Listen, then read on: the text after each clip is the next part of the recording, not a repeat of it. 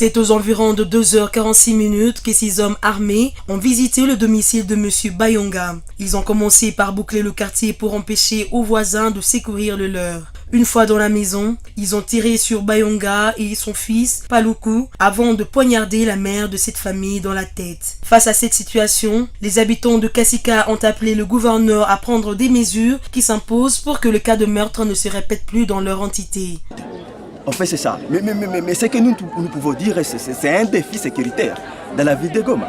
Ce n'est pas moins d'une semaine que moi, innocent les notables de la ville de Goma, j'ai interpellé le gouvernement provincial que dirige Julien Paluku Kahungia de prendre et de renforcer des mesures sécuritaires et des stratégies sécuritaires appropriées pour sécuriser la ville de Goma et sa population. Moins d'une semaine.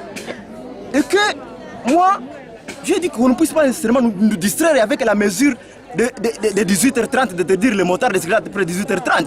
Nécessairement qu'on nous distrait, ça, c'est pas ça. Et actuellement, je demande au gouverneur Julien Paluku, je demande au gouverneur Julien Paluku Kahungia de ne pas laisser la ville de Goma à la merci des personnes qui ne savent pas comment gérer la sécurité de la ville de Goma. Que lui-même attaque Gara de la province du Nord Kivu, le gouverneur Julien Paluku, lui-même se met en jeu, qu'il se met en action pour la ville de Goma, qu'il ne laisse pas à quelqu'un qui ne sait pas comment gérer la ville, qui ne sait pas comment gérer la ville de Goma, comment prendre les mesures sécuritaires, et qui est en train de nous distraire nécessairement par des mesures d'interdire les motos après 18h30. Ça, c'est quelle mesure sécuritaire ça? De son côté, Brigitte Mbaiki Semivumbi, bourgmestre de la commune de Karisimbi, a appelé ses administrés à être soudés et collaborer avec les agents de sécurité. Nous condamnons jusqu'à la dernière énergie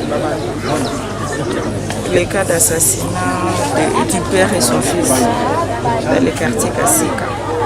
C'est une situation à déplorer. En tant qu'autorité, les mesures que nous devons prendre, c'est demander à la population d'être soudée. Parce qu'il paraîtrait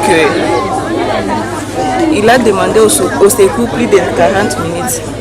Mais c'est comme s'il n'y a pas quelqu'un qui est venu à son secours.